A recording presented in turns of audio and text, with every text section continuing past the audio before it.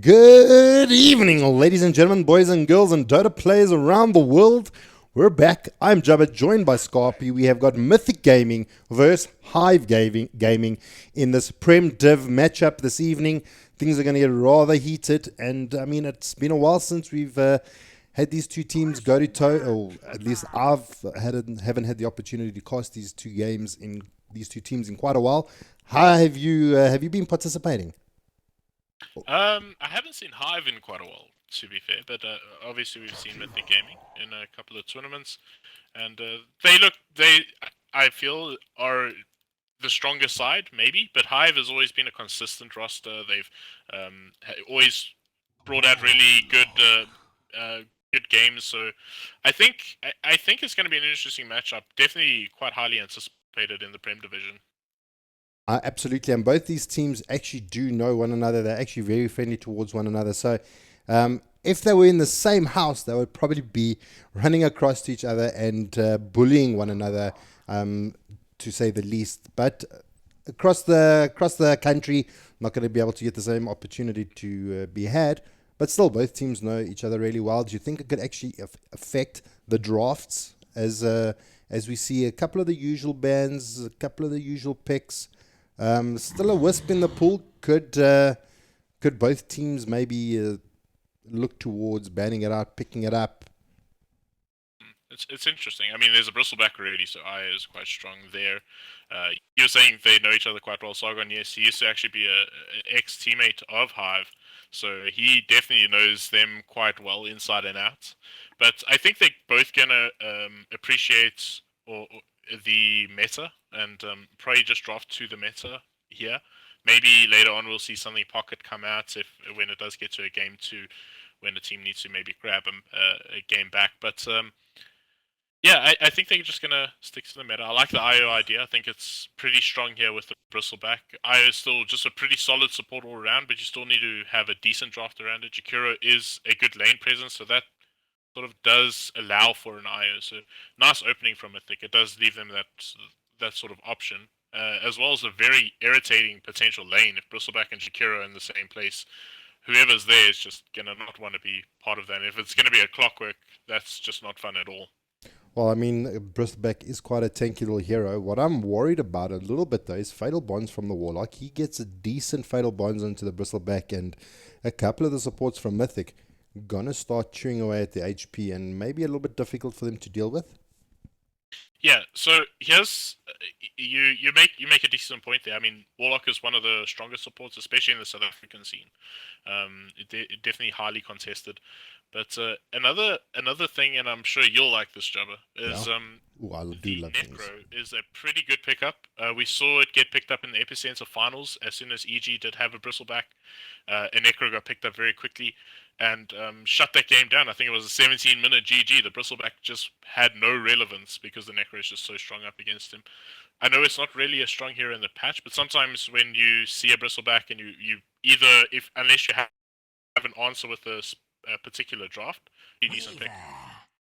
Well, you do mention the tournament that happened at Epicenter with the Bristle being picked up. It wasn't one of the go-to heroes that I think it was the first time it actually reared its face in that tournament was actually in the finals and actually to deal with the Bristleback.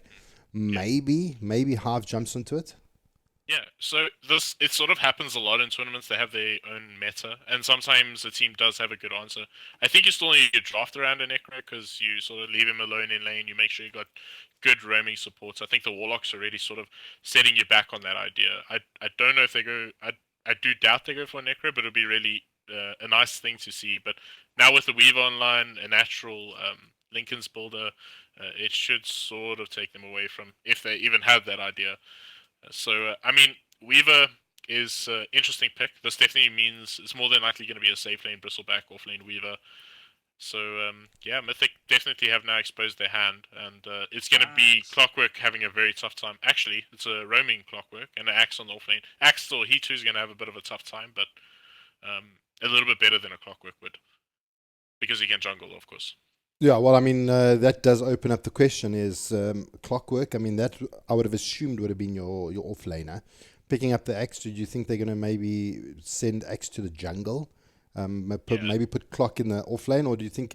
I mean, in the previous tournament that took place, the Mega 8, they actually had a roaming Clockwork running around the map. I can't remember who actually played it, but they actually ran a roaming Clockwork. Actually turned out to do pretty well, get the levels that he Habibi. needed, Was and it Habibi? was it Habibi? Yeah, Yeah. they did really well on that Yeah. roaming clock. Yeah. So it's pretty strong. I know it's very highly contested in the South African scene. A nice opening pick because you can obviously run in that position for. It also opens for the SF, which did get banned out, but it obviously does force them to either ban out the SF or you're going to pick it up and have that really good start. But yeah, the roaming clockwork still, he's going to have a bit of a tough time. He's got pretty evasive heroes to deal with. Weaver's not the easiest to catch. Back is pretty tanky, and Jakiro also has pretty decent escape with the ice path. So his roaming potential is going to be a bit tough. We're going to see what's going to be picked up in the mid lane for Mythic, but I don't imagine they're going to make it much easier for the clockwork. How do you feel about the amount of damage that Hives are putting at the moment? They've picked up three heroes at the moment. Clock is I see him more as a control hero with the cogs, hookshot, stuns more. Doesn't really do a lot of damage. Rather controls team fights a little bit better. Axe has got the call, so they do jump into the life stealer. One of the right clickers. Looking at Mythic already though, they've got Bristleback. The cool sprays do quite a bit of damage. Jakiru's got some decent spam ability. Weaver, I mean, pure right clicker.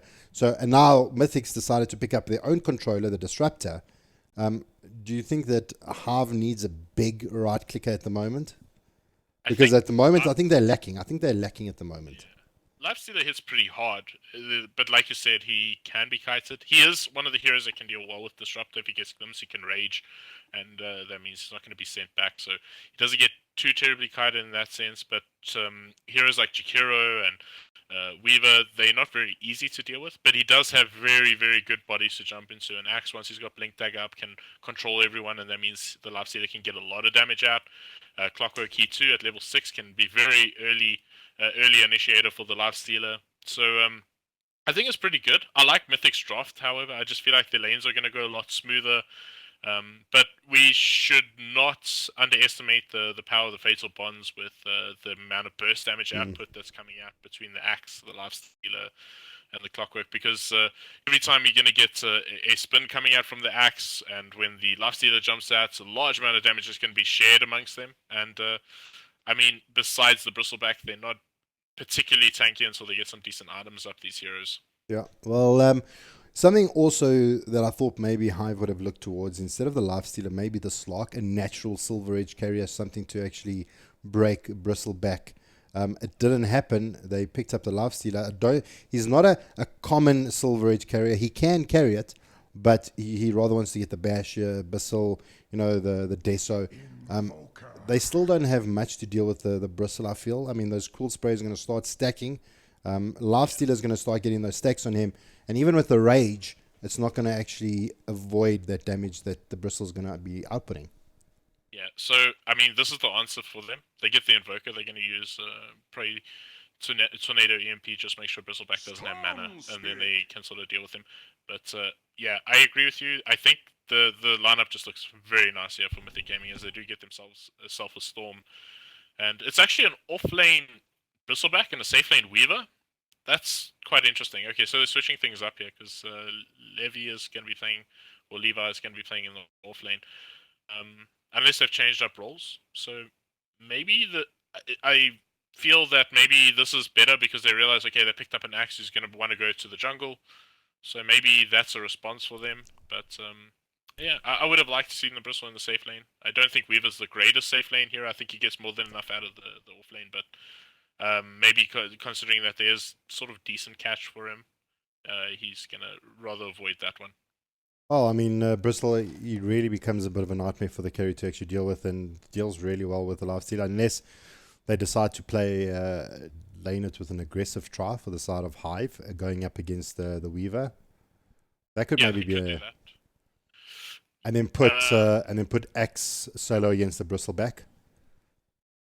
Yeah, so I mean, Axe not gonna do well in that lane, but I mean, Mythic can do the same thing as well. They could just go dual lanes, put Jakiro Bristleback in a lane, and that's Lifestealer's lane's a misery. So, I mean, there's a magnitude of options here, but I think they maybe gonna. Again, I don't know. Like these guys could just be. They like you say they know each other pretty well, so they could Yeah, just so be they could trying just anything. be they could just be Yeah, trailing one they another. they playing mind games on each other here. But I do favor Mythic's draft certainly. I think the laning stage is going to go well for them. But let's just see. Maybe they have a good answer with these picks. My camera's bugged, so I'm going to just have to reconnect.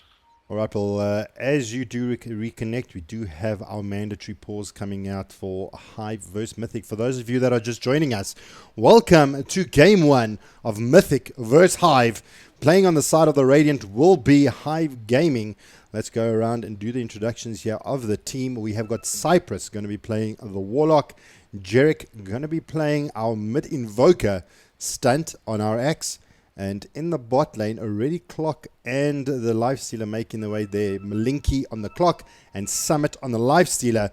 For the side of the Dire, are you back, Mr. Scarpson? You can go around and do those intros. Almost back in the game, if you don't mind just taking us through that. Alrighty, well, in the mid lane, B popping down a decent Observer Ward here. He's playing the Disruptor. He's already been smoked up. In the bot lane, Sargon gets a deep Observer Ward in there, watching out those rotations coming out from mid. On our Bristleback, we have got Levi playing there on that. Big things expected from this Bristleback. Hopefully he can shut down the Lifestealer. In the top lane, we have got Weaver being played there by Kunchun. And last but not least, Precious Petunia going to be playing our Storm Spirit. The game is unpaused, and this is going to be Game 1. I'm Jabba, joined by Scarpy. I hope it's going to be a cracker. Yeah, and right away we see one of the things I actually expected. They throwing the Bristleback as well as the Jakiro into the dual lane. This is disgusting. This is like the worst disease on earth to play against. This lane is terrible. So it's not going to be easy time, but they do have decent sustain with the Warlock. You can just keep the Lifestealer healed, so that's something at least. But other than that, not the easiest of lanes for Summit. It's going to be really tough, but I feel that, I mean, if things go bad, at least with the Lifestealer, they do always have the option to get to jump into the jungle. I mean, 1 minute respawns on the camps does give Stunt the opportunity to actually get himself, Summit gives Summit the opportunity to jump in the jungle, farm up the creeps, and have a little bit of a comeback mechanic for himself. Yeah, so at the same time, the Axe is going to have a better lane than he would have expected, and that's quite nice for him. If he gets a good timing on a Blink Dagger, that can turn things around very quickly. So, I mean, a couple of things you must watch for is level 6 on the Clockwork, level 6 on the Warlock, and Blink Dagger up on the Axe. That can just turn the game entirely around for them. On the other hand, I mean, level 6 on Storm is often good, but it could also make very little impact because he wants to sort of not take too many risks, as it just consumes too much of his mana at that stage. But we really see a lot of harass coming at you onto Cypress in this tri lane. He's getting punished at the moment. Something that I spotted out, Sargon being actually very sneaky here. I'll take you back and show you what I'm actually talking about. If you go to the tier 1 tower, Sargon has actually hidden a sentry ward in the trees. So the side of Hive Gaming doesn't know that he's actually got a sentry close by and close at hand. Quite a little sneaky play there. Yeah, absolutely. So this is one of the things that's happening, and Levi is having a tough time. He's getting caught by these cogs quite a lot. Malinky's doing a great job at just making sure he has no mana. So this is actually turning the lane around a lot. It does mean that they're going to share a lot of experience, but they realize it's a dual lane, so they too are going to be sharing quite a lot. So a bit of a punishment there. But, I mean, Malinky's been on point here. He's just made sure, okay, they don't have too much mana. He knows that it's dual breath by Sargon, so he's not going to be throwing out liquid fire yet. So, the lane's actually working out for them very well. So, it seems like they do have a pretty decent answer to this potential lane. Well, generally when I see a Bristleback in games, I almost insta-lock a Kotl. I mean, you have the mana leak and it just wrecks him because it takes away all his mana. He's getting the same job done on the Clock. It's doing the same effect. Levi's running very low on cool sprays. He's probably going to have to pop that mango pretty soon to start getting those cool spray stacks up. But until that point, he's not too much of a threat at the moment. Yeah. So I mean, every time he misses a cog, it's not the end of the world. It's only 50 mana for him, so he can just throw them out all day. It's not a problem. So Levi, he needs to position himself well. He's the one who has a lot to lose in all these situations. Even Sargon, if he's low on mana, that means he's not going to have the dual breath up. And I mean, a mango has already been consumed by Levi, and again he gets caught by the cogs. He's having a horrendous time actually. This is really well played from Malinky though. Just being here consistently, making sure that this bristleback doesn't get out of control. Oh, and I mean, Lifestealer, I mean, he's sitting top of the charts at the moment, 17 and 4 in terms of last hits. So he's still getting the farm that he needs. Levi's not being able to put enough pressure, but Malinky activates the battery assault. Can they actually find Levi? They're going to trap him in the trees. He's going to try and get out. They don't actually lock it down well enough. Upheaval's being used out. Gets Cog back. And now Summit trying to make some work on him. Is it going to be enough to bring him down? Cypress is close at hand, and he goes down. First blood going to Summit. Absolutely nothing Sargon could do there, and they lost the poor bristleback. Levi goes down, and first blood for the side of Hive Gaming. Yeah, Malinky doing a great job in this lane. Definitely MVP of this lane. I should have actually brought it up in the draft how good Cogs is against the bristleback, but I did expect them to safe lane him, which would have meant he wouldn't have been under this sort of pressure. But yeah, once this clock's having a good time, he's finding experience, he's being a nuisance. When he gets level 6, all of a sudden he and Lifestealer can make a good rotation, and he can turn things around. But on the other hand, the mid lane is going a little bit here in the favor of Precious Petunia, is doing pretty well. I mean, Invoker, he's still not going to be too sad about this. He's a hero that does go hand on Midas, so that means he's always going to catch up where necessary. So Maliki's also made a rotation here just to see if he can put some pressure on Precious Petunia. I mean, Storm Spirit, I mean, if he gets that early, those early kills, those early items, can really allow him to snowball really hard, and then it's really difficult to actually shut down the Storm. I mean, what do they actually have on the side of Hive to actually deal with the Storm Spirit? I mean, they've got the call, perhaps. They've maybe got the EMP if they can land it right. The hook shot from Clock, but they're not very long durations and very easy for Precious to actually dodge and not actually be caught out. Yeah, absolutely. They don't have too many answers. The call's great. If he gets a call, it should be in a lot of trouble. Actually, bot lane, Levi. Well, also mid lane. Summit, but not coming out ahead. Also, there was also a little bit of action in the mid. Malinky trying to go on the Storm Spirit. Let's take a look at bot. They actually didn't lose anyone. What was Levi getting a little bit aggressive? Yeah, he's playing very aggressive, but must keep in mind, obviously, there's a wand on Summit. He is playing up against a bristleback. Of course, he will have that. So he popped it, and he was fine, and he could trade pretty well into this bristleback. Bristleback not having a great time, actually, in this dual lane. I mean, it's a difficult dual lane, but it just hasn't gone very well. They haven't got great levels. They haven't really had any potential of killing anyone. And at the same time, it's opened up for the Clock to make some movements around the map, put some pressure on the mid lane. So right now, Hive looking pretty good in the laning stages, which I expected it to go the other way. But seems like I was wrong. Well, I mean, the big abilities on the side of Mythic, there's not many big ones. I mean, it was the big timings you spoke about in the beginning, but the cogs are going to be popped out. They're not going to be able to continue on this, so Levi are going to be able to get away pretty easily. Not going to pay for anything there, and not even losing much mana. But we spoke about those big timings on the side of Hive, the blink on the axe, level 6 on the clock. Hold that thought though. Summit rages up. Okay, he's just getting a little bit frisky with Levi. We do now have BE sitting in the vicinities. Malinky catches the cogs, gets glimpse out of them, and he's just going to be able to walk it off as well. So the glimpse, not being a very long glimpse, but doing enough to actually get himself out of there. Are these boys going to let me have a chance to actually get to my point? Let's just see if any action mid. Okay, nothing. All right, so my point is they've got these big timings here for the side of Hive. We need the blink on the axe, hook shot on the clock, and level 6 on the warlock, and those are going to be those big game-changing timings that we're looking for. For the side of Mythic, they haven't had the best start, but I mean, what kind of items or what kind of progression could we see from Mythic to try and soften the blow of these big timings that Hive is looking towards? I think they're just going to be happy if they don't die. That should be their goal, right?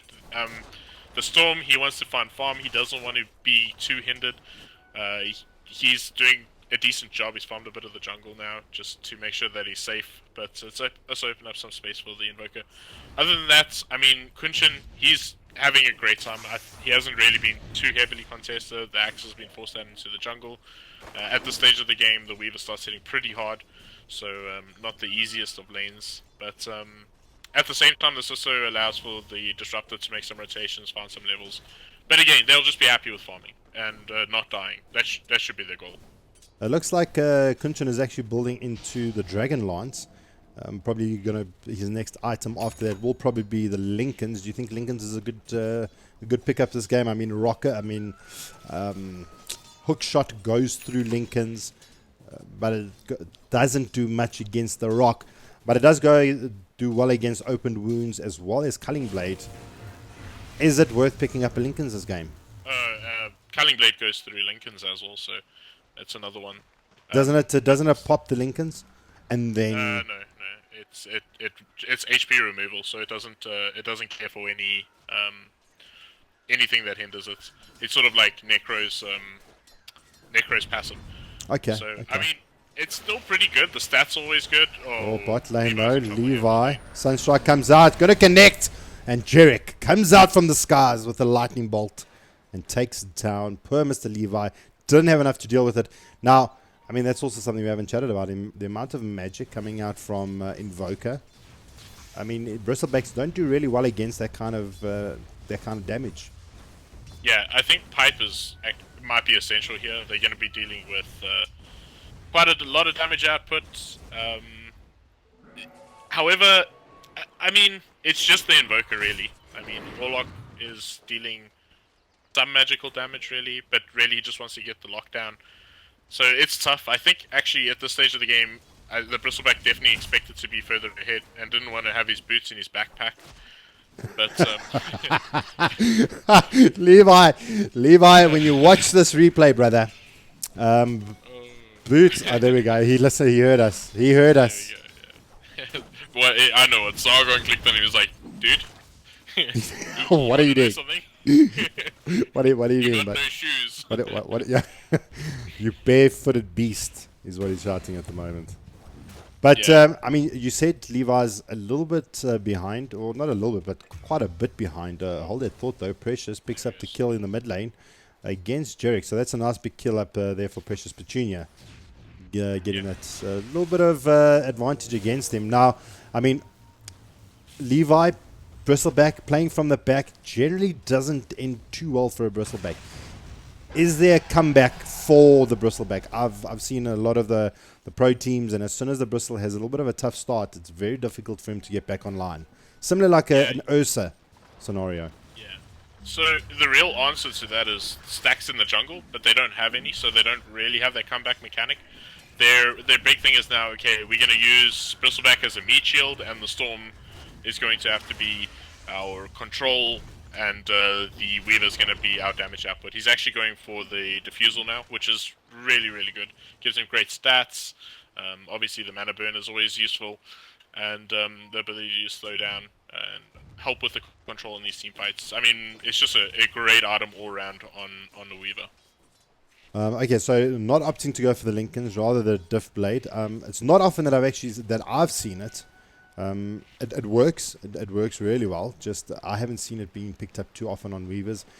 Generally, you see the Deso, you see the Lincolns, you see those kind of items being picked up. I can't say that I've seen too many Diff Blades being picked up on a Weaver. Yeah, I mean it's slowly made a resurgence lately. It's still, I think it's never been a terrible pickup. I think long ago Weavers were played with a different sort of goal. Oh, top lane though, Stunt. Stunt does get the call off here onto Kunshin. He does have to time lapse. Bees in the vicinity. So Sargon, is it enough to bring down Stunt? It is. The TPs do come in. Lifestealer, he wants to party now as well, and he baits out the Static Storm. But Summit, he's going to be able to actually run towards the dire jungle. The big ball from Precious Petunia comes in, but the Infest is better. Jumping into the creeps. He's going to take control of it. going to actually pop out now, and he's going to make his way out of there. Lastpath does come down. Summit going to get controlled back using that glimpse. Hookshot does come out here from Malinki. Not going to be good enough to actually hold down Kunchin. Summit does eventually go down. But they get the return kill there out onto B. Cypress goes down as well. All of a sudden the boys from Hive doing it. And Malinki taking a bit of damage there from Sargon with that liquid fire. And before you know it, a 2-for-1 trade. And those were big kills coming out here for the side of Mythic. Taking down the Lifestealer, losing the axe. And taking down Cypress on the Warlock. So, all in all, very good fight coming out from the side of Mythic. Yeah, it was pretty weird to the Lifestealer TPing in. I'm not too sure what the comms were. Whether he expected his supports to maybe have TP'd in first, or if they were on their way and then thought the better of it and someone just continued his TP. But he put himself in a very precarious position, and he used a lot of his defensive things. He bought a lot of time for his team, but it wasn't enough. Stunt's in trouble again, yeah. Oh, but here comes the Sun Strike. It's going to be good enough. Jake picks it up. Stunt making it away with very low HP, 180 HP to be exact. Sargon trying to chase him down. He's got some liquid fire, but there comes the glimpse. Good from B. And Stunt's going to run up the other way now. They've got the Thunder Strike, and it is going to be a kill for the support disruptor. Going to make his life a little bit more pleasant as he is sitting. He's actually sitting fourth on the log in terms of last hits. Let's take a look at the net worth graphs or the net worths of individual players. And B sitting with 1.5 to his name, and Cypress sitting at the bottom with 1.1. But Invoker and Storm doing really well. I would have actually expected Storm to sit at the top, but those Sun Strikes coming out from Jarek being just too good. Yeah. He also has Hanamitis, which is always help him out in that aspect. Oh yeah, absolutely. So you do expect him to sort of eventually get ahead of the Storm. Storm. It's just the impact that he's going to have as the game progresses. Well, Kunchin, Sakuchi's through Summit. Rage does get popped, trying to get that Infest Bomb off in the meantime. They do lose Cypress, but Malinki comes in with Hookshot. Cogs are down, trying to wear away that mana. And Kunchin, he's just going to be able to Sakuchi himself out of there. Got a good rotation from Malinki, but not being able to capitalize on it. You can't jump in there without detection, my friend. Yeah, so detection is going to be important for both teams here. And both are obviously having Ghost Walk all the time, the Weaver. So, this is a dead Summit, baby. Yeah, he's in big trouble. Oh, yeah, they dropped on the Static Storm. Oh, but the Glimpse is better. They bring him back. And now he's trying to run. There comes the Raid. It's not going to be good enough. He goes down. Cypress showing face. He's been a very buffet team, or been a buffet for the side of Mythic. He's going to go down. Yeah, he does go down. The kinetic field is there holding Malinki, but they decide not to go on him. And this is probably just going to translate into a bottom tier 1. And Summit not having the best game on the Lifestealer. And while this is all happening, Mr. Levi, hasn't shown face, and he's having quite a glorious time. He's catching up pretty well. Not too far behind the axe either. So space created for the Bristle. Yeah, more often than not, though, they threw a dual lane into it. He would actually want to be a bit ahead. So still got a lot of work set out for him. Still no real stacks. Okay, there's a stack in the Ancients here. I think. Hookshot though. Hookshot comes out onto Levi. 3 surrounding Levi. Does he have enough to get through it? The Cold Snap does come out. Can he survive through it? One more right click. And Summit says, not today, my friend. But the Glimpse comes back. They're going to catch Malinki. There's the kinetic field. Not going to be good enough. The Cogs come out. They're not going to be able to follow up. And but the big ball incoming from Precious. He picks up the kill. He dodges the call. Precious on point. Dodging the onslaught of Stunt. Laughs in the face of danger. Well, there we go. The Blink Dagger up for the axe. And that's now shown its face. And they should be very aware of this now. So didn't manage to get that kill that he was looking for. But still, we must keep an eye out now. They've got to position themselves very well in the upcoming pushes or team fights. So yeah, a lot of work set out now for the side of Mythic. At the same time, they've got to, yeah, here we go. Levi is actually now starting with the Ancients very, very slowly. This is unfortunately one of those issues. He needs a support share to keep them aggroed, but I mean, this is going to help him out a little bit, but still, he's got a long way to go before having too much of an impact. Smoke play now, Stunt and Malinki. Well, also just having a look at Invoker's almost got his eggs up as well. That's also going to be quite a big change for him. But Stunt, he's got that smoke. He's trying to see if they can find someone here. They're going to use Summit as a little bit of a bait. There's the open wounds. There comes down the arts. But Stunt gets in there, gets the call off. Sargon's going to pay with his life. Gets down the macro pyre, but in the wrong direction. And not going to be able to survive through that. The TP does come in here from B. They drop the kinetic field. Malinki's getting gone on here. But the call's good from Stunt. Going to try and control our Precious Petunia. The rage comes out from Summit. And Precious just decides to ball himself out of there. Not being able to actually pick up the kill on Malinki. Even though he's very low HP. They're actually rotating Kunchin. Can they do enough? Another glimpse is going to be used out. And this time around, I don't think Malinki's going to make it. Even though using Shadow Word, he's still going to go down. And Mythic, I mean, had a tough time in the bot lane for Levi on the bristleback, but they bringing it back. They're doing it, and Disruptor having a lot of control in this game. Axe is infested. Oh, here we go. The rockets drop. Static Storm is down. They lose Precious. Balls into it. Static Storm, and now Kunchin right-clicking away. Does bring down the Axe. They do lose Stunter as well. They lose the Disruptor, and now Summit right-clicking down Saga. Not much he can do there. And he goes down as well. That rock showing face just at the right time. I mean, I think he just reached level 6. Or was he? Yeah. I mean, he reached level 6 and he got an entire level off that as well.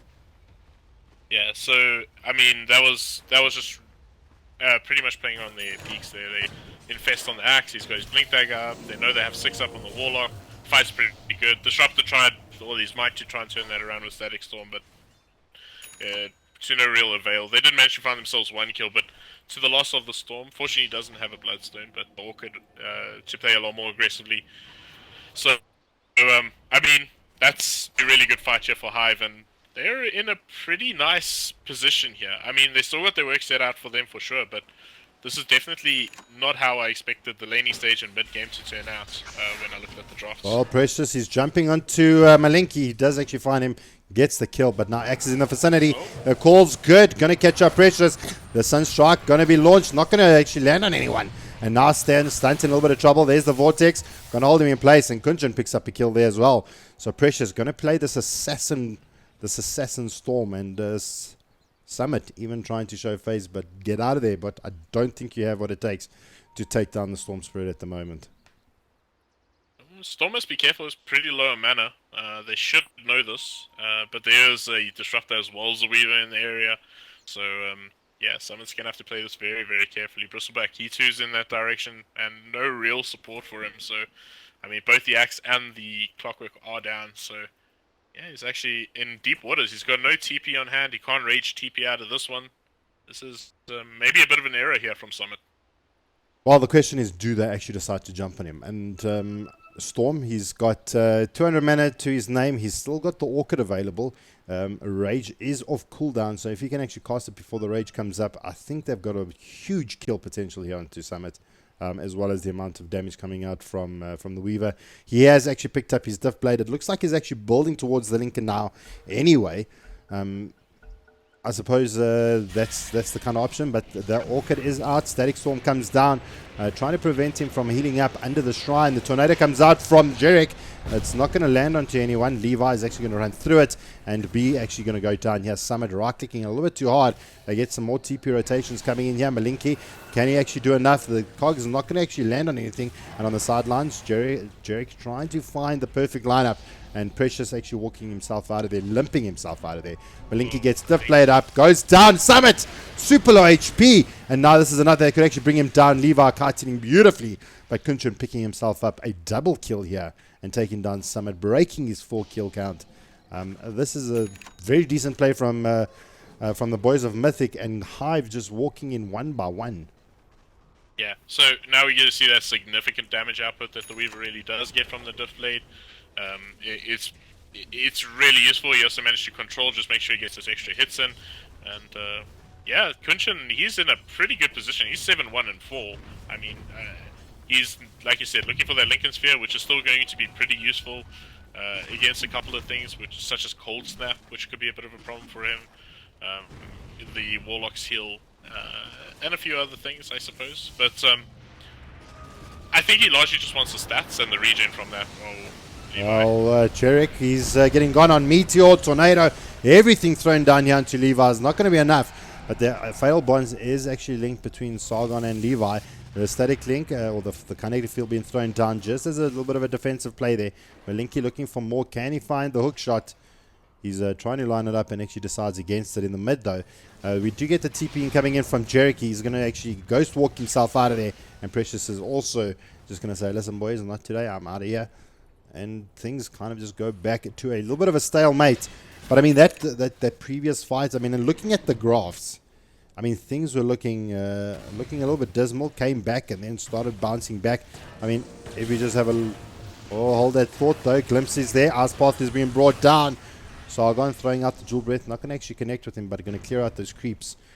So before that little tussle happened, looking at the XP graph, Hive fought their way back to a 0 advantage, and now it's going back in favor of Mythic.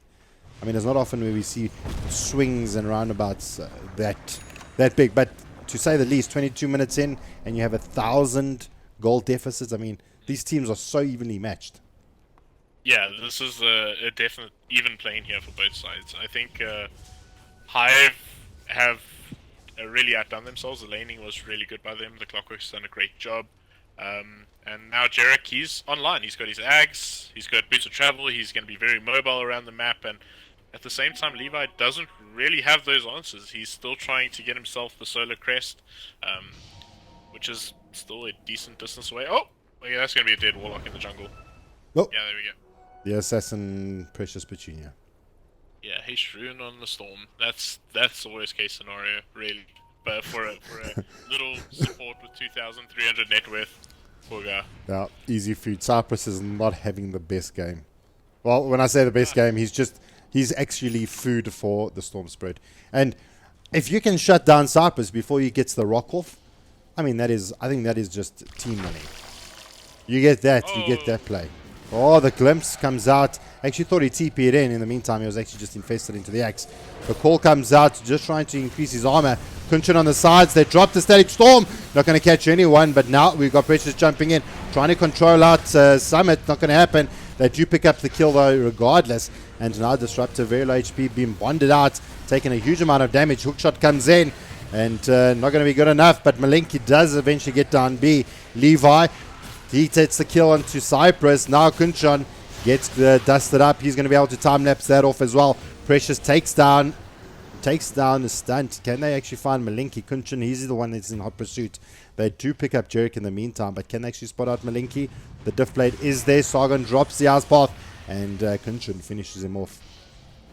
That seemed like a very messy fight, though. Yeah, I think there was a bit of an error. They were being a bit patient, waiting, and then they said, okay, we're not getting an AFS bomb off.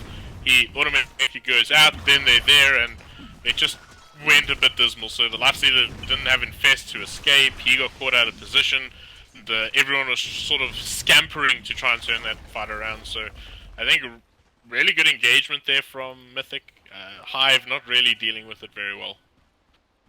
And a lot actually expended, even with the Static Storm being whiffed, the ice path being whiffed. It was a little bit of a controlling ice path. No one could actually come past those trees there. But the kinetic field, the Static Storm, kind of not doing anything. But Mythic still walking away with their chins held high. Yeah, big problem here. Storm's got a regen rune in a bottle. So as soon as someone overextends that, might be a bit of trouble. But 5-man smoke, they're going to look to try and do something here. Infest on the axe. See if they can catch themselves a kill. That could be pretty helpful. Well, if they can find Kunchin, that is going to be a big help. He's sitting highest net worth here on the side of Mythic. Stunt, he's trying to lead the way. They're going to probably be able to find him. He actually clears out that creep just in time before Stunt can get the good call off. Smoke broken out here by Sargon. They know that he's there. They're pinging him out. So they actually just change targets. The rocket flare comes out, trying to spot out where the enemy is here from Mythic. And they decide better of it. They actually blink out and actually not being able to find anything off the back of that smoke. Not the kind of way you want it to go at this point in time. Yeah, that's pretty poor. At the same time, Storm's pushing out the spot lane. He is putting pressure over here. They're not really getting anything done. So again, Mythic just moving pretty well here. Oh, but Jerry gets the deny off. Something, but it's an objective loss. So they've sort of lost a lot of control of their own jungle. And this is a big problem. We really see a pretty deep ward. They're more than likely going to smoke up and re-ward there again. And Hive in a bit of a tight spot here. I mean, Levi didn't have the best start. He's starting to catch up. He's got the Solar Crest. He's got himself the Vanguard. And starting to become that tank that the side of Mythic needed. Not like they really needed him. I mean, they're doing really well without the assistance of Levi. But they're going to be... He's going to be the last stop. He's going to be like the last line of defense. If they break through everyone, you've still got the bristle that you have to get through. And those stacks can really wreck a player and be absolutely devastating. So Levi's getting the opportunity to spend some time in the jungle. For the side of Hive, it seems like they're struggling. Malinki nowhere near any of his items at the moment. Looks like he's actually queued up a 4-staff. Hasn't even been able to build into his blade mail or into his Ags. So not having the best innings at the moment. Yeah, I think full staff is definitely a good item. You want to always either make a good gap between yourself and the bristleback, or a teammate and the bristleback. At the same time, Jakiro, he too is a hero you want to have full staff, and it's also always useful. But I mean, as a first item on a clock, you'd maybe want to look at potentially blade mail, Ags. The 4-staff I feel is more of a luxury item on the clock. I mean, okay, to the point of if he's missing his hook shots, he needs another way to get in there, and I understand the 4-staff idea. So if he misses the hook shot, he can still force in, drop the cogs, do something for his team. Yeah. But so the essential idea of going 4-staff on clock first item is you hook in for your team, you turn around, you 4-staff yourself back out, and then you sort of deal damage. Because he wasn't really a farming core, having the 4-staff is pretty useful in that aspect because he doesn't have a large amount of HP on hand. Okay, I can get on the back of that. I mean, you set up a cogged hero for your team to actually start deleting. I can get on the back of that. I would have probably expected maybe the blade mail if he gets jumped on by the storm, immediately pops out the blade mail and then avoids that. No, there is no in-game costs. Has there been a request? Okay, no, my open mic's on, so people are like, what's going on? Would we like to cast in game? Well, I'm not sure. I wasn't privy to this, but 5-man smoke now instantly going to be broken, and Jarek gets out. Yep, and Precious trying to find more. Jarek, he's going to be able to actually just get himself there, TP himself on out of there. And that gank from Mythic not finding anything, but TP's to the top tower. Cypress already getting gone on. Precious going to make easy work of him. And does have the rock, doesn't use it. And Cypress is down once again. I mean, what is his current... what is his current kills at the moment? Where are we going, Java? Come on. Think at the most, Cypress, he's died 7 times, and unfortunately, that is the storm. That is the assassin of the storm. He just comes in, wrecks stuff, and is an absolute nightmare to deal with. You mean Precious Petunia? Yeah, the storm spirit. So who was I saying? Okay. Precious Petunia was, So Precious Petunia is molesting Cypress. Oh, but stunt. He's going to go down to Kunchin. Even with the blade mail up, takes the damage, time lapses out of it, and they lose stun. So, I mean, this Weaver's getting really far ahead. Yeah, this Weaver is dealing a tremendous amount of damage. He's going for a bit of mobility items, but, I mean, his damage is enough. So if he has something to keep himself alive, by all means. Hold that thought, though. Top lane, the cold snap comes out. Jerick trying to make a maneuver, but Precious is there. Drops down the orchid onto Jerick. Does Jerick have enough to get out of there? He's just getting right-clicked down. They do clear him out now, and they still can't bring down Jerick. The rock gets dropped. Cypress TP's in. Do they have enough to actually deal with Bristleback? Everything is hitting out this pig, and they just can't bring him down. The upheaval's being used out. Levi pops the wand, and those quill stacks are starting to stack up. They pop the shrine, and Levi's eventually going to go down. In the meantime, while that was all done, the side of Mythic jumps into the pit, clears out Roshan, and Levi did his job, created space, and picked up a rush. They only lost Levi for that, and they picked up the kill on the Invoker. Yeah, that's a bit of a problem there for them. It took them ages. Oh, big jump bot, big trouble. Dead axe. Yes, this Storm's he's got a hell of a lot of mana right now. He can jump across the map and do these things, so you can't be overextending, you can't be alone. and Axe gonna learn that the hard way. But I mean, we saw how difficult it was to kill that bristleback. Now all of a sudden he's got a lot of armor. He's got the pipe of insight. Very very difficult individual to bring down. So It was literally they've now 5 got the of work them. set out for them. It was like literally 5. Oh, Malinki whiffs the hook shot, latching onto the creep, but the ice path comes down from Sargon. Macropie is there, going to force himself out. The tornado's good, going to catch out Kunchan. Malik, he's going to, Malinki going to get the cogs down, but he's actually going to be survived through it. If Kunchan actually right-clicked him, it would have probably been one dead clockwork, but immediately gets definitely blasted out. Time lapses out and is disarmed for the moment. So, yeah, a little bit of a weird engagement coming out from Hive, not being able to land that hook shot, being a little bit of a problem. Yeah, that was a big misplay by him. He walked into the creep wave and then tried to hook, hit the creep right in front of him. Well, the thing is, maybe we say whiffed, maybe it saved his life, because if he actually got the hook shot off, I think that was going to be a dead Malinki actually. I think they cancelled their follow-up when it missed. So I mean, it's one of those things. Ooh, stun missing out the call. Levi being forced out. Sunstrike comes down, not doing near enough damage to be done. Precious Petunia gets in there, going to get hook shot up, but he's looking for more. He's looking for the backliners. He finds Cypress. The rock going to be denied. It was still on cooldown, but Summit, he's trying to right-click down Levi. Levi is just running around the base, being an absolute pest. Kunchan trying to find more on the backlines. They only lost Cypress from that kill, and or that little engagement. Hookshot is down. Tornado being used. No infest bomb. They've got time lapse available. They have got no other ultis available. Static Storm coming down now from the Disruptor. Catching out to Malinki. He's the next to go down. They do pick up Precious Petunia, but that's just the Aegis on the deck. Jerick, he's trying to get himself out of there. Levi chasing him down. Hurricane Park back into the team of Mythic. And this could very well be the top tier 1. They do have buyback onto Summit. Only Cypress is alive. He has got the rock, but it'll be an absolute waste to drop that beat at this moment. Yeah, they're going to lose more than one Raxture, if not even Mega Creep.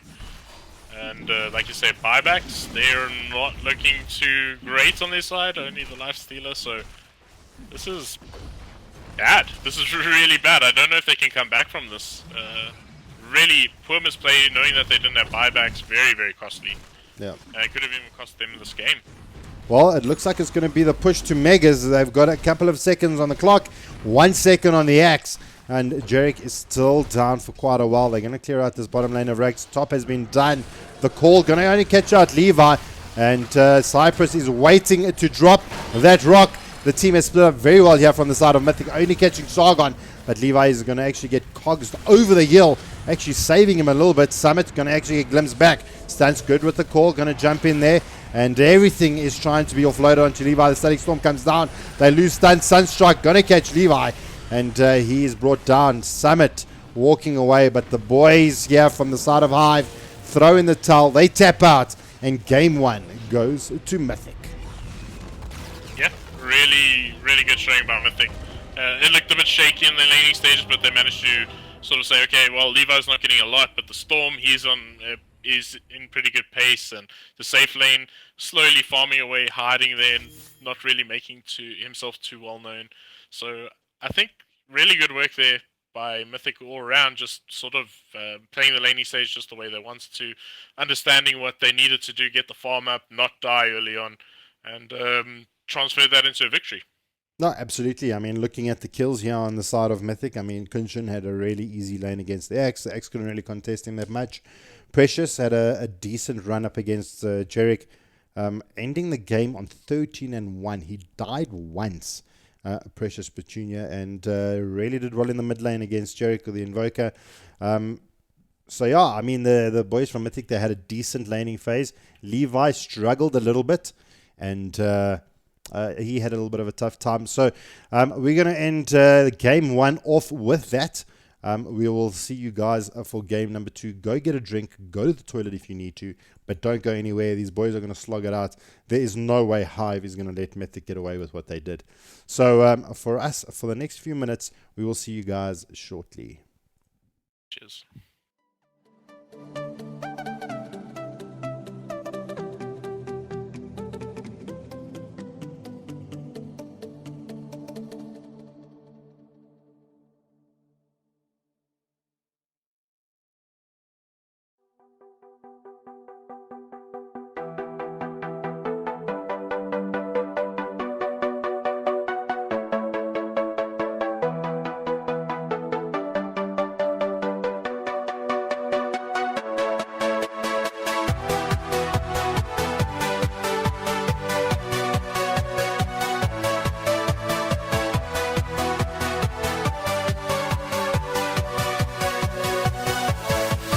Yeah.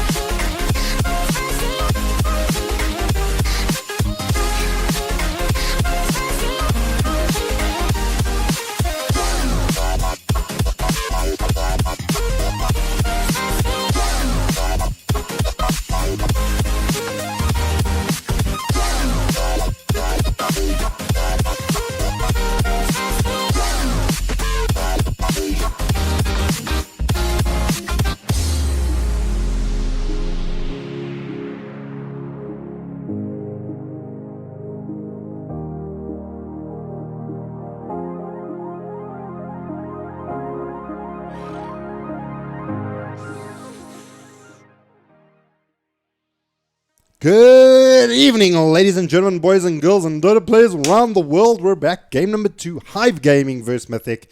And Mythic able to take game 1 of Hive was a really interesting game in the beginning. Hive had a really decent start, at least against the Bristle. But the rest of the side of Mythic did really well to stop them down. I'm Jabba. I'm joined by Scarpy. Maybe you can expand a little bit on that for us as the draft has begun. Yeah, Hive, they looked like they had a good laning stage. They committed 2 supports to the safe lane, so it was just a constant tri lane. So one of the things that cost them a lot was that they were sharing that experience, and at the same time, a lot of space was created for both the Weaver as well as the Storm. And they got their items, they got their timings really good. And as soon as the team really spiked, they grouped up and they ravaged. However, Hive had a couple of good fights where it looked like, okay, they can turn things around. They also played pretty well around their spikes, Blink Dagger on Axe, and Ultimate on the Warlock. But at the end of the day, it didn't pay off. And I see a little bit of a deja vu going Yeah. into game 2 here. Well, it is going to be probably another Sargon Jakiru, another Levi Bristleback. This time around, Hive, they changed it up. They don't pick up the Warlock, they actually pick up the Crystal Maiden this time around. But something to mention, this time around, the SF is actually still in the pool and hasn't been banned out. I think they still ban it out. I think it's definitely something that Mythic do respect. But we'll see. Maybe they okay with it. I mean, it's only good at the beginning of the laning stage, and it just secures the lane for the SF. But if they can sort of have someone who doesn't really bother too much with that, it's not the end of the world. So, I mean, yeah, it's really great for the first 5 minutes, but then after that, if SF doesn't really fit the draft, it's not really going to be a solid pick. So we'll see, unless Hive obviously have that idea. I mean, they first picked Lock twice now, so they're definitely confident with that. So maybe they do want the SF.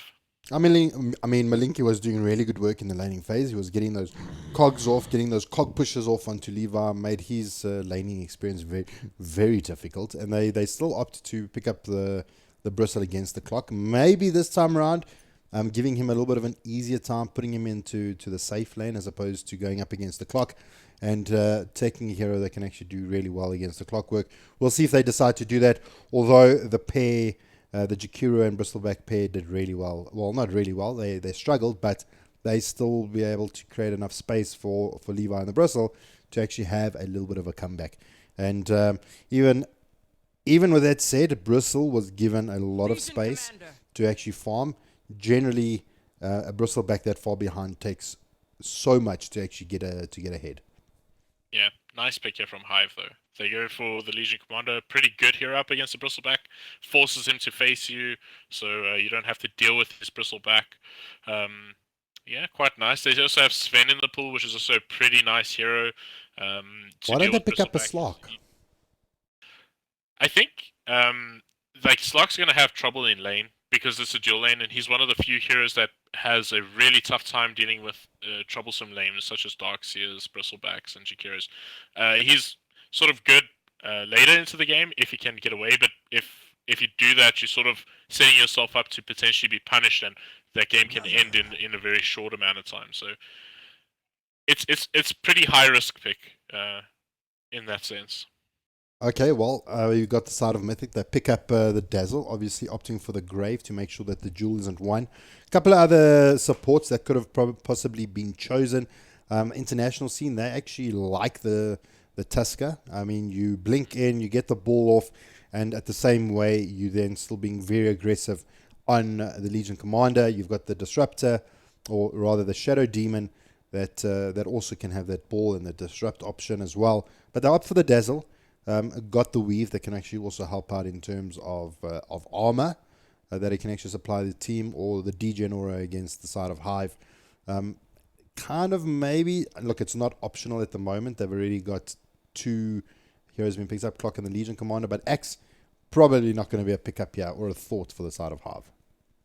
I mean, you can go safe lane Legion, but it's not really highly recommended. I think that's definitely going to be the offlane Legion Commander. Yeah, Dazzle's pretty good pickup against Legion. Like you said, Tusk is pretty good for both teams. Tusk is one of the heroes that can deal well with Bristleback. You throw down shards, it forces him to turn around and face you, so you can get a couple of blows in without having to deal with his Bristleback. Um, but yeah, neither of them going for that. Picking up their mid lane heroes now. I like this a lot coming at you from Mythic going for the Death Prophet. Looks like they have a goal, and that's to break the buildings of Hive. I mean, it does. It also does really well. I mean, that exorcism is going to be able to, if the Death Prophet assumed that's going to actually be played by Precious Petunia, pops the exorcism before the Legion actually gets the jewel off, and it's a solo jewel, going to be taking a huge amount of damage, and just to fight under the exorcism as well as the silence that she brings to the table, say goodbye to the Crystal Maiden ult. If they can actually lock down Storm for them to actually get that good silence off, Storm can actually be eradicated. But Hive picks up the Storm this time, and not going to actually be Precious Petunia. Yes, Storm's pretty good. He can go Bloodthorn, which can deal sort of with the Bristleback quite well. Um, that's something we can keep an eye on, but that's going to be very, very late into the game. But again, we saw Levi had a horrible laning stage, and he managed to turn that into unkillable beast. But I suppose this is sort of the Bristleback patch. A lot of people are saying it's one of a very highly contested pick and very difficult to deal with. So by all means, it's also now even stronger. They have a Dazzle who's going to buff up his armor constantly. Those heals that he's going to be throwing out. It's a very scary thing to be facing here for Hive, but they got decent answers. Like I said, Legion's quite a solid pick. Storm, he too is pretty decent up against the Bristleback. And another thing with the Storm, he can jump onto the backlines, get rid of that Dazzle, make sure there's no Shallow Grave, and then the duel can be successful. What do you think is going to round off the draft here for Mythic? What kind of core are we looking at? Maybe the Jugger? Jack got banned. It would have been a great pick. Oh, yeah. Though. Yeah, that would have been a great pick. So the Jug's been banned out. What else do we look for? Maybe a heavy right clicker that if the Legion duels him, he's going to actually suffer.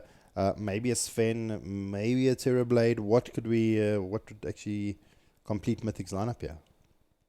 I don't think Terrorblade all that much. It's a pretty scary lineup for him to be going into. If they do go for it, I'll be quite surprised. Sven, I think, is good for both teams here. One of the heroes that is pretty damn good up against Bristleback. It's quite decent. He's going to be kited around a lot if it does get picked up for Mythic. So they probably one saying that's not going to have too much trouble with that. It's actually quite a tough one, and clearly for them too, they've gone very deep into their reserve time. Wow. Okay, well, it's going to could not be expect that. like, I mean, because Void has been one of those heroes that, like, through the patches, it's been an off lane hero, it's been a safe lane hero, been an off lane hero, and hasn't really found its position. Maybe in this patch, he's better as a safe lane core. Yeah, so this is really good. He synergizes fantastic with Jakiro. I think he's definitely safe lane. Faces Void. He synergizes great with Jakiro, great with Death Prophet. Bristleback can just stand outside the Chrono and stack up, and then as soon as that's over, then they got to deal with the snot that's on them and all these other issues that are going to be thrown. So obviously, it's going to be very reliant on Chronospheres for all these things to go right, but Storm is one of the heroes that don't want to be caught inside a Chronosphere, and if the Faces Void can manage to get one off, that's going to be a major issue for Hive. Well, something I just want to share with you that I learned. Now, guys that are listening, I am not a Dota god, even though I protest to be one. I learned the other day that Bristleback, actually his natural passive when he actually pops his calls from damage being taken is rather from. I will just hold that thought. What? Because a Okay, Tinker. I like this. Safe lane Storm. I like it a lot. Okay, well, all right. So mid Tinker, safe lane Storm. Okay, that's going to make things really interesting, and see how that pans out for the boys. But yeah, what? Summit's playing Tinker. Yeah, maybe safe lane Tinker. No, can't be. That would be very, very, very peculiar. But we did say they might just pull something out of the hat if they. Yeah, that was like a Harry Houdini what they've just done. Yeah. Yeah, they've gone deep into the hat. They've thrown the bunny out. And they're looking for a dragon because that would be very odd. Like they try to pull out a bunny, but they get the dragon, like you said. But wow, okay. So we're gonna see how they actually decide to lane it. I don't know if they're gonna actually put the Tinker mid, if they're gonna put the Storm in the safe lane. I think maybe that's probably the wiser idea. Tinker really needs his levels. I mean, maybe they're gonna just swap it out, get a couple of levels, and then Tinker can actually go into the jungle and No, farm with I think machines. Jurak's just gonna play safe lane. He did play safe lane before. Summit is probably one of the players in the team that who sort of mains Tinker or something of that sort. So it makes a lot more sense for him. So for them to do that. So I mean, it's not very odd to see individuals in the team trading positions. Even in the pro scene, we see some of the best players in the world playing support and not playing mid in certain scenarios just because it suits the matchup. So by all But I means, mean, two mid. You got two mid heroes. Tinker needs the level. So does Storm. Storm That's does very what's. well in safe lane. He's happy with just getting 6, and then if he gets an Orchid online, that's more than enough for him. Tinker is more. It's more necessary for him to get. Okay, so it's a safe lane Tinker. I can't say I agree with this, but it's gonna be interesting. It's gonna be very interesting. Well, hold on to your hats, people. The boys here from Hive have decided to pull out a fancy one. I don't know what is this fiasco happening, actually. It's going to make it really interesting. So, looking towards the bottom of the map, versus Petunia and the lads have actually smoked up. Legion Commander sitting on the high ground, just making sure the wraparound doesn't happen. And going to try and keep protection of their bounty. Now, before the game started, I was going on and talking about the. Stunts in trouble. Sorry, Oh, bot lane. oh, he has actually been caught out. Let's take a Wow. look. Yeah, he's going to run to the tower and he's going to be protected for the moment. And even forcing Jerick back and not even being able to actually contest that bounty. So, I mean, what? The boys from Mythic walk away with 3 bounty runes. Oh, top lane now Yeah. as well. Another little tussle coming out. Cypress taking a little bit of damage. Levi not taking a lot of damage either. Cypress actually being punished here with his life. This has Yeah, been an 4 interesting runes would be start. pretty bad. Tinker did DC and he walked back a bit, but it's more than enough time for him to get back to secure that rune. But yeah, I mean, stunt. He had a level up overwhelming odds there to get out. Gave him the extra movement speed. That's why they did back out. If he maybe bit a point into something else, that would have been a bit of an issue for him. But as an offlane Legion, it's more than likely going to have overwhelming odds. So, still not a very nice situation here at all for Hive to be in. Especially if they're going to have a safe lane Tinker, and the Storm's not going to have the rune. But this is interesting. I have no idea how this is going to pan out. I, I, Safe lane Tinker. I have no idea. And this is why I called it the down and dirty. I mean, because this is where we don't see this kind of stuff happening elsewhere. I mean, Tinker in the safe lane. This is going to be an exciting game. I mean, we've got Malinki, Cypress, and now the Tinker. He's going to be sitting farming the top lane. Maybe it works for them. Maybe they needed to do something like this to actually throw Mythic off their game. Yeah, I mean, it's still not too bad. I mean, he can use March of the Machines against Bristleback. Pure damage is pretty good up against Bristleback. This lane is not exactly easy for him. He's gonna struggle to get last hits. He's gonna be constantly contested. This is interesting, very very interesting. And it looks like the supports are doing a great job at sort of staying out of XP range, making sure they don't take too much from the Tinker. So it could work out. It definitely could. I'm not saying that this is Well, he gets from rooted out. a failure. There's the laser. A little bit of dual breath. So Sargon pitching up to the party. Levi running back into them. Cypress may actually be first blood here. The Squill Specs are doing so much stuff. And he does go down. Malinki could be the next on the list. But Levi pops up the salve. Gets broken eventually by Summit. Not doing enough damage. Can he actually get enough? Squill sprays off. Pops the Fury Fire. Could be another kill here in the top lane. They're actually focusing down the Summit. And they leave Malinki alone. That gets the cogs off. And Cypress seeping in. Gonna stop that onslaught there. But I mean, we were saying how difficult it's going to be for Levi to actually get an opportunity here. And before you know it, Sargon rocks up to the party, changes things around, and gets first blood onto Cypress. Yeah, so this is the problem now. The dual lane comes out, and now I want to see how Summer's going to deal with this situation. He's going to be under constant pressure. He's already almost out of regen. He's got 2 tangos, and that's going to be what he really needs right now. This is very, very tough. Levi, he doesn't have mangoes left. He did consume mango as well as a fairy fire there to stay alive. But yeah, once he gets a couple of levels up, he is going to be a force to be reckoned with, at least in that lane. And it's going to leave Malinki again rather starving for food, playing that 4th position clock. Had a good laning phase, but didn't really have those items near the end of the game. I don't know if it's the wisest choice. I mean, you need like some of those core items on a clock to really become effective. I mean, 4-star, he had it around at about 20 minutes into the game. The game was like almost done. Hold that thought. The TP does come in here from Malinki. B on the Dazzle, sitting behind the tier 1. Okay, Malinki pops out the battery assault. They're going to try and chase down B. Don't know what the Dazzle was doing there. Trying to run under the tier 1 tower and going to grave himself. Drawing 4 players here from the side. This is a win. Regardless him going down, that is an absolute win here from Mythic. Drawing 4 of their players. Well, Mythic just says, alright boys, space created. Yeah, at the same time, Summit's out of regen. He's under a lot of pressure. He can't farm. His supports are gone, so I suppose it's pretty good. Still giving away a kill. In fact, no one got the kill. The tower got the kill, so that's really good. In fact, that's okay. It's not great that he died, but I mean, really good considering the circumstances. Yeah, if he could have baited everyone there and got out, that would have been. Yeah, that would have been that sick. would have been beautiful. Yeah. But Junior, he's very aware of what's happening here.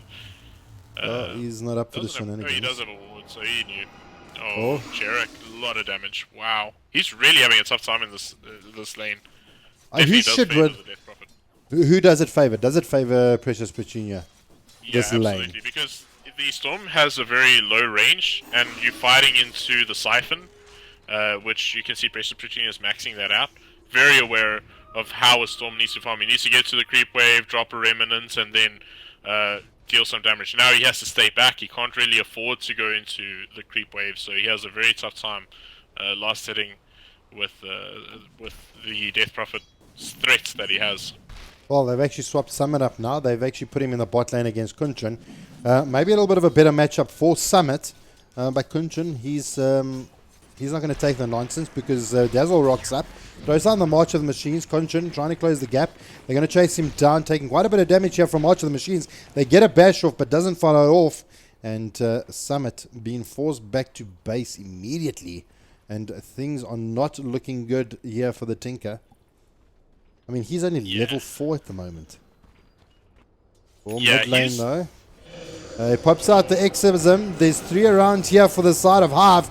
Exorcism's done. Hive Siphon doing its work. Grave comes out. They do get the kill on Jerick. Is it enough to get the kill on Cypress as well? The Frostbite's not there, but B, he's getting chased on. And it gets a triple kill in the mid lane with the support from the Dazzle. Precious Petunia, Dazzle. Absolutely sickening combo coming out. And to take down 3 from the side of Hive when they were the aggressors being punished. Yeah, that was a disaster. An absolute disaster. Now Jarek comes back in. It's not fun to be fighting into the ultimate of the Death Prophet, but man, that was a terrible situation for them. And now Stunt, he's in pressure here on the top lane, as well as Malinki. All the lanes are going sideways here. Oh, wow. I mean, Stunt makes you go down. Oh no, okay, it actually just ticked off, but Stunt very low HP, Malinki very low HP, Liquid Fire, Sargon doing such good work on his on the Jakiri, just getting so much done and almost losing both heroes here as well in the top lane.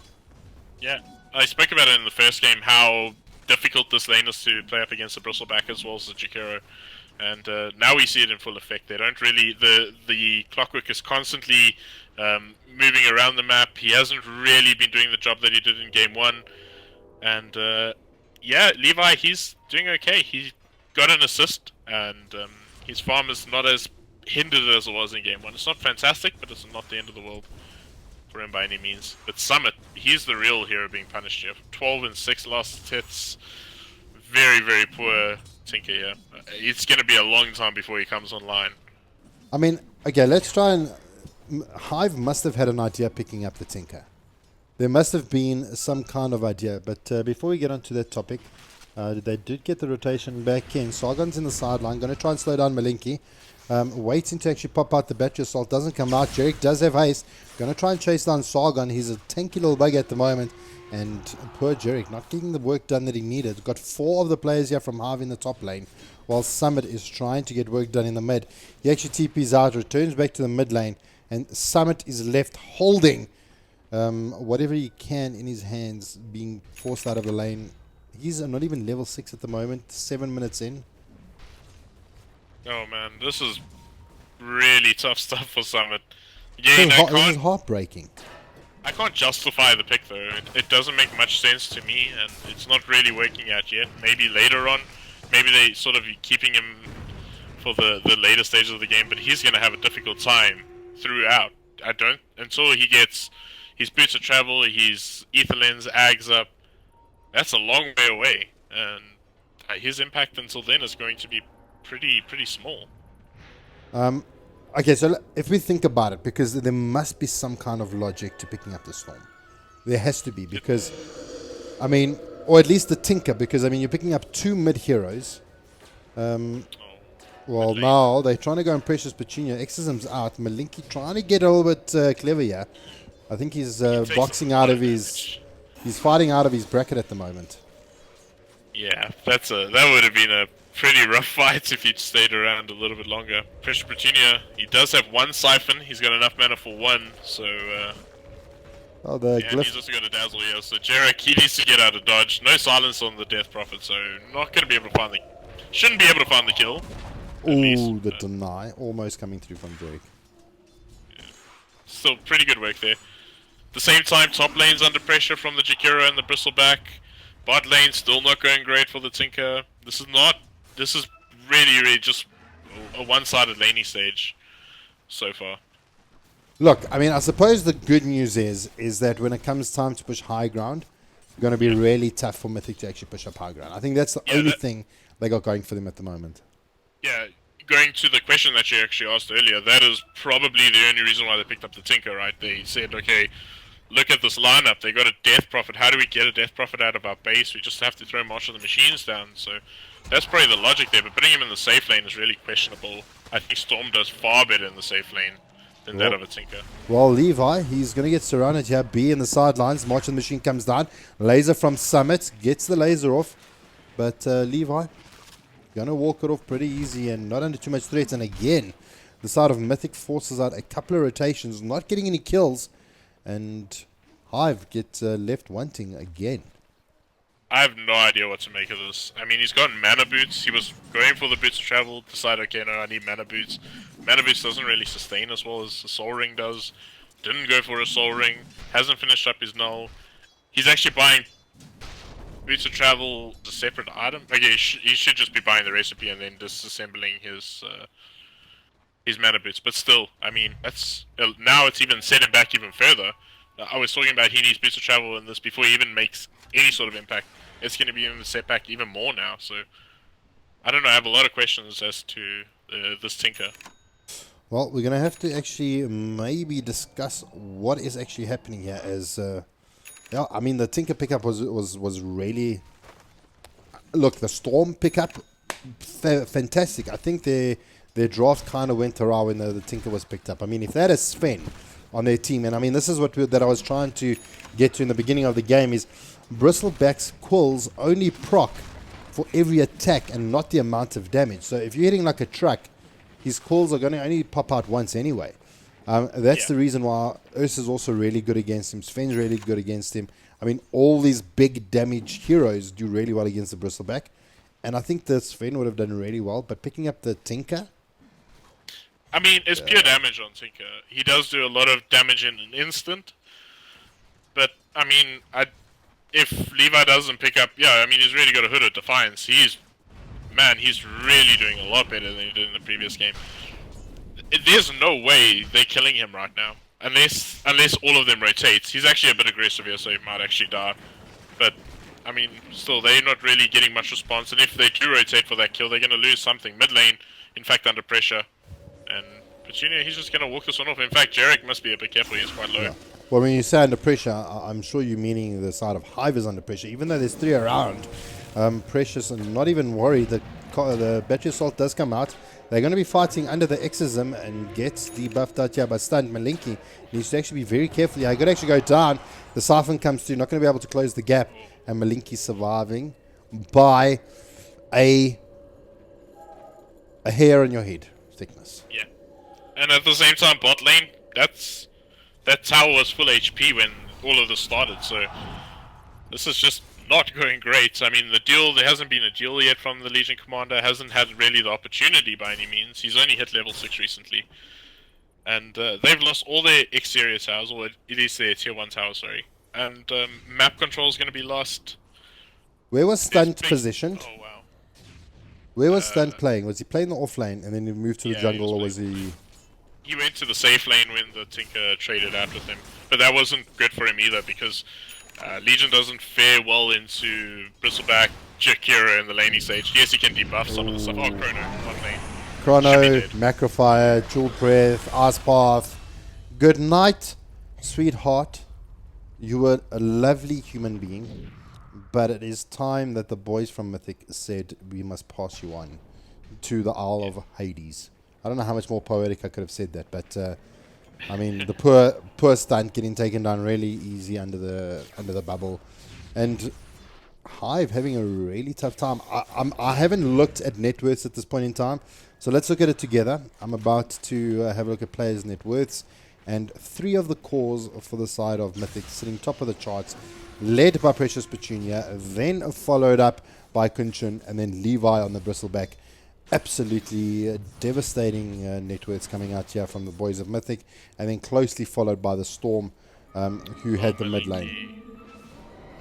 Spirits Siphon, Icepath actually keeping him out, and Precious kills, takes him down. Even the cogs being used and being able to protect him. Kunshin actually getting into the cogs. This time round, he wants in, and poor Malinki, he wants out. Yeah, and this is going to be more pressure onto another tower here. Now this tier 2 is going to be under a bit of pressure. Tinker's going to TP in and throw out some martial machines. He's actually got boost travel now, so he's done a decent job of catching up with the mana boots. So maybe falsely accused, or falsely maybe bidding a bit of criticism too much, but he's got the soul ring now as well, so his sustain's going to be pretty decent for himself. Alright, so the boys from Hive, they get a trade, they get to tier 1, but they are taking a lot of pressure on their tier 2. Malinki gets Spirit Siphoned out, the Cog's going to separate out Precious Petunia. The Tinker gets in, takes out the Dazzle, and that is a kill that Hive so desperately needed. Do they have enough to take down somebody? They do. Precious Petunia takes down poor Mr. Summit on the Tinker, not getting out of there. And biting the bullet, going down, so losing pretty much their position 1 for Mythic's position 5. Yeah, and that's also a tier 2 tower. They just traded the Dazzle for a Tinker, not worth really. But Tinker does have boost of travel now, can maybe make a bit more effect, but he's lost a lot of sort of ground. If you really look at the minimap, this is where the creep are at, and you can't TP any further than that, so the impact he's going to have is going to be sort of limited now. So, yeah, he's got to keep these lanes pushed out now if he wants to buy time for his team to catch up this tremendous deficit. I mean, it's almost 8k net worth difference at this stage. Okay, well, now we've spoken and we've criticized the Tinker pickup because it's had no impact in the early parts of the game. The question is now, Summit's got his BOTs online. He's trying to build towards the Ether Lens and trying to give him a little bit of that extra little bit of damage. Can the Tinker create enough space for the side of Hive to actually get ahead? I mean, it's a tough question because, I mean, it all comes down to engagements and how they play and how the Tinker makes plays. But hold that, top lane. Kunshin gets the bubble off into Summit. Not much. I don't think he can do much from here. Malinki comes to the party trying to help out Summit. Kunshin jumps forward. The hookshot's not going to latch. Malinki not getting the job done. And not even the cogs doing a difference. But Kunshin, okay, he decides, well, okay, I couldn't clean him out. Let me just get back. So inevitably, the clock does actually get him out. In the jungle. Oh, the Icepath comes down and they do clear him out. Precious picking himself up another kill. And they're just struggling to go against this Mythic lineup. Okay, Chrono was used. I mean, that's probably a big plus, and Tinker escaped. No supports with him. Was maybe a bit overzealous. He's dealing okay damage. He's got Vlads, but not really enough to kill Tinker. He'll understand that now. But once he's got the Echo Saber up, it could be a completely different story. So, I mean, it's still okay. I mean, having Chrono down and all that, but they won't be happy about that exchange. But they found Stunts at the same time, who's farming here in the enemy jungle. He's been farming here, so very, very high risk play, but actually identifying, okay, our side of the jungle is not safe. He's been farming there for so long, and finally he gets punished. So, not too terrible of a job by him, but unfortunately he does meet his demise. Well, they actually, Precious was actually trying to be a little bit of a sneaky little buggeroony. They had a sentry ward up here. Precious Petunia ran right past it. Malinki identified it, started running out immediately, and got themselves back to base rather easily. Bot lane gets denied out from Stunt. So objectives pretty much all done and dusted for the side of Mythic. Only the mid tier 2 is the only one standing. Exism is out. Summit, he's been pinged out. They know exactly where he is. Could this be enough?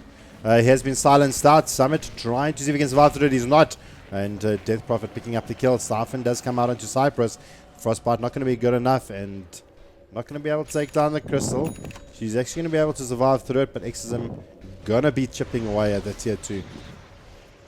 That was a really nice play from Precious Petunia. He stood up there, cast out his ultimate, waited until he was certain where the Tinker was, and then secured that kill. So, really nice work there by him.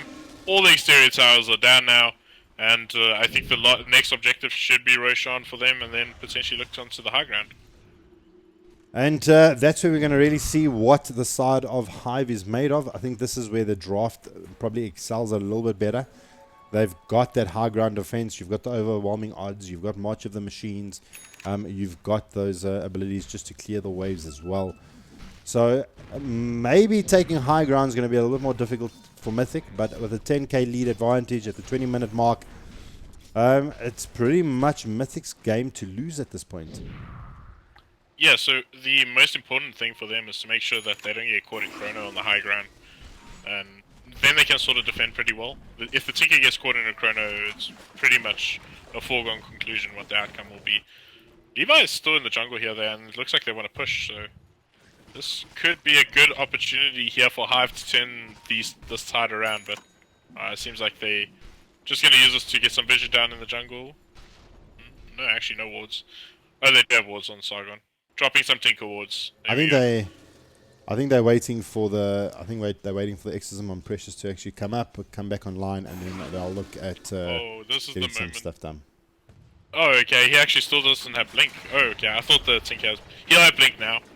So this ward that was just freshly placed by the Jakira is going to pay off sooner or later, and that's going to be again the demise of the Tinker. Well, the pings come out. They're trying to find Precious Petunia. The hook shot, not actually catching. Missed him by the skin of his teeth. Going to be able to walk it off. Pick up himself a bounty rune. Does he pick it up? Yeah, he does. And Precious not being punished enough. I feel Mythic's actually gotten away with absolute murder, and Hive hasn't punished Mythic at all. I mean, Kunshin didn't leave his lane until late in the game, but I mean they were really struggling up against Levi and Sargon in that lane. They just couldn't get anything done, and I think the biggest thing is you had a Tinker trying to stop a Bristle from farming. Yeah, that's just not really going to make anything. And this is going to be a quick Roshan here. They got all the items they need to make this very quick. They got the Soda Crest. They've got the ultimate now popped from Precious Petunia. And this should be...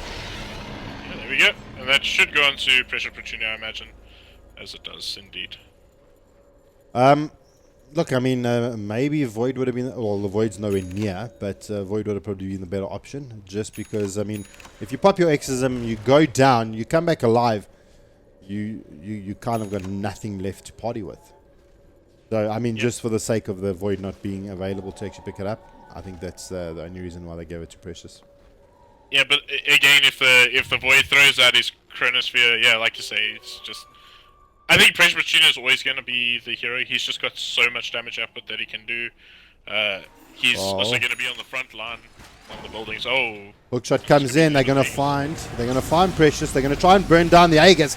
Summit comes in. Silence gets thrown down. Macrofire is there too. Yours is going to be used out. Cypress singing the song of his people. And he's trying to get out of there. He's not. Sargon's going to clean him out. And Malinki, he's trying to get himself out there as well. At the same token, Stunt not going down and not getting involved. And looking at the jewel counts on Stunt, 0 jewels at the 22-minute mark. Not getting done what you need to. And especially picking up the Legion to try and counter the Bristleback. just not getting done. They're just not playing. I feel maybe they're not playing the draft the way they want to do. They intended to. Yeah. You see, they're doing a lot of things very weird. The Storm didn't go for an Orchid first, he went for the Bloodstone first, which is fine, but I mean, you want to buy time for your Tinker, so you want to create some space. You're not going to be able to do that with a Bloodstone. And now he's lost charges on the Bloodstone as well, so they're playing from a deficit. I find that pretty interesting. I would like to hear their justification on that. But, I mean, they're in big trouble now. Yeah, the Tinker is more than likely going to be the tool to sort of defend the Cyclone, but they couldn't even bring down the Aegis earlier when they had a pretty decent engagement, so it's going to be a tough ask for the side of Hive to defend. And Exorcism is going to be back online in the next 3 seconds. It's back online at the moment. So this could be the call for the boys of Mythic to start pushing up high ground. The flare keeps coming out, just trying to make sure they can find the location. Kunshin in a very good position, gets pinged out by Malinki. He blinks forward, leaps forward now, so he's deep into the base. And Kunshin trying to find a target, trying to work his way back. The Exorcism comes out, the Vortex is there, but the bubble catches too. Sargon drops the hammer, trying to get the work done. The heal comes out from Daz, and just making sure he can keep his team members alive. They're trying to work down Malinki. The goo comes out from Levi, and the Exorcism working down their tier 3. The overwhelming odds, trying to clear the wave. So does the Crystal Nova. The Ice Path trying to just zone out the players here from Hive. Levi just becoming a bit of a meat shield, trying to keep the side of Hive behind them. And that lane of Rax is taking a huge beating from Mythic. And I just do not think the side of Hive have enough in the tank to actually contest this. And this is all players alive. The Blade Mail gets popped. The Pass Path comes down. Jerry gets healed up here from Stunt. But Levi, just this massive tank, not able to be brought down. And Stunt actually becoming a little bit frisky here. May look at trying to do something, and he actually decides to pull back. The Colonel of Hive said, get out. Do not do it. You have 0 dual stacks and are hitting like an absolute feather. Yeah. Bristleback is just so obnoxious. He just stands on the high ground and they just can't do anything to him. He's just... It seems like unstoppable, and with the assistance of a Dazzle, with his weave, with his constant heals. Oh, Precious, he finds out. He finds Summit, pops the shivers, gives him vision, and the Tinker is down. Has got buyback available, or can wait for the countdown for the next 40 seconds or so. I mean, Mythic absolutely molesting the side of Hive at this moment. This is go time. There's no Tinker. They should actually be pushing here. Well, it's I think it's going to be the call. 25 seconds until Exorcism's up. They're going to be knocking on the front door by the time that happens. Yeah, they can. Even the Jakira is going to be dealing enough damage. If they can just get another pick, get some sort of damage on the high ground, it's absolutely worth it. They still got Aegis. Like you say, 10 seconds. Tinker's going to be up about that time though, so seems like they don't care. They're going to go for this regardless. And here we go. Well, this is the moment. Storm's in the bot lane, does have a TP. Exorcism going to be used out, and that's it. Glyph was used at the previous push. They don't have anything available. Cypress getting slowed out. The Blade Mail is there. Ice Path. Hook shot from Malinki. Heals coming out from B, but the bubble gets dropped. They do catch out Summit, and Storm trying to be a little bit of a problem. They lose the Tinker, and Sargon doing so much magical damage, and Levi just being an absolute distraction here for the side of Hive. Gets chilled out. Could this be his first chill of the game? It is. Eventually Stunters on the board with a little bit of extra damage, but all of that happening, and they lose the mid lane of Rex. B avoids the rocket damage, lifts himself up and going to TP out. They couldn't take down the Daz. They got the Levi, but the boys from Mythic cleared out the mid lane of Rex. One last objective, and it is megas. Yeah, Levi maybe being a bit overzealous there, jumping in a little bit too deep, but I mean, we see finally how the Legion Commander does counter out that Bristleback, forces him to face you, and you don't have to take all that extra quill spray. He can't cast it either, so that's, I suppose, a small good thing, but they've lost a Rax and a half. So. I think it was more like Sargon shouting over TS. Levi, just go, just distract him, just go, so we can relax. And Just stand here. Just yeah, stand like over here and do stuff. Like yeah, that yeah, seems to be his just goal. So. yeah, just keep them away from us, and it pretty much happened. But now B does have haste, gonna get caught out, gonna get cogsed up as well, and the jewel comes off. Is it gonna be enough? And eventually, Stunt getting those jewels off. He's got now 28 damage to his name. The Spirit Siphon trying to get stuff done. Malinky in a little bit of trouble. The Crypt Swarm not going to latch, or not going to actually be targeted, and Malinky going to be able to get away. Stunt TP is out, and Malinky just hiding here in the corner, waiting for his TP cooldown to come off, and there it is. TP's back, and Hive they get some form of retribution. So that was interesting. I think Precious Petunia, he went for way more than he could chew, and ended up getting nothing. If he just stuck to trying to get one kill, we would have been fine. He eels the storms to cancel his CP, threw a siphon on both. He tried to walk to make sure it was on for the longest duration. If he just focused on one, he would definitely secured a kill for a trade there for his Dazzle, but I mean, they're so far ahead now, that sort of area is not going to make too much of a difference right now. If it happens a lot more times, maybe, but I mean, trading a Dazzle for nothing is not the end of the world. The blind silence comes out, not catching out Jerick. The Shovers got popped, trying to create vision. The Yules comes out, Malinky. Can he make it out? He's been silenced up. He doesn't have the hook shot available. Kunshan drops time dilation. Isn't enough to take down Malinky under the healing and the protection of the shrine. And he's going to be able to walk it off, staying alive. And Mythic looking in a good position to start pushing high ground here. And Tinker is tipping to the top lane just to try and keep this lane pushed out as much as he can, giving his team as much time as they can. They say screw it. They jump onto the high ground. The Exorcism is being popped, and Precious Petunia is wearing down that tier 3 really quickly. All ultis available here for the side of Hive. The Dire is ready and looking to reclaim vengeance and reclaim a little bit of respect. The rockets come out. Levi face fronting here, but a big jump in coming from Jerick, trying to find the Daz. Is it going to be enough? Stunt trying to look for the kill there. Not going to happen. They find Cypress, and now the Storm gets Jules. The bubble is used as well, and Jerick going to go down like the best of them. Oh, he gets out. He balls out. He makes it. But I don't think it's going to be enough. They do pick up the kill on Malinky, and they're going to lose the last lane of Rax, and that is going to spell Megas. And the boys here from Hive, they tap out. GG is called. Jerick is saying, I'm in it, and I'm going to blink around into the 5 of them and getting the last little wheels off. Mythic take game number 2, making it a 2-0 best of 3 series. Unbelievable play from the boys of Mythic, and definitely showing us the reason why they went up against the best of the best in the Masters.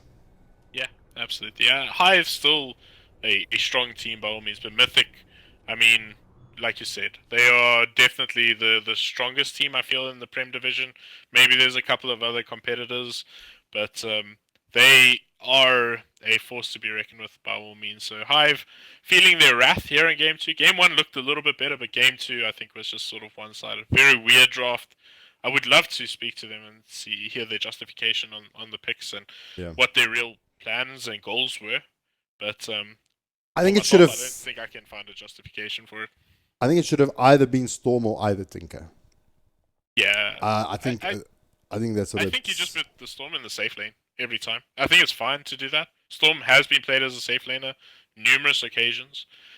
So I don't know. I'm still baffled by this, but yeah, I'm not sure more to add on the back of that.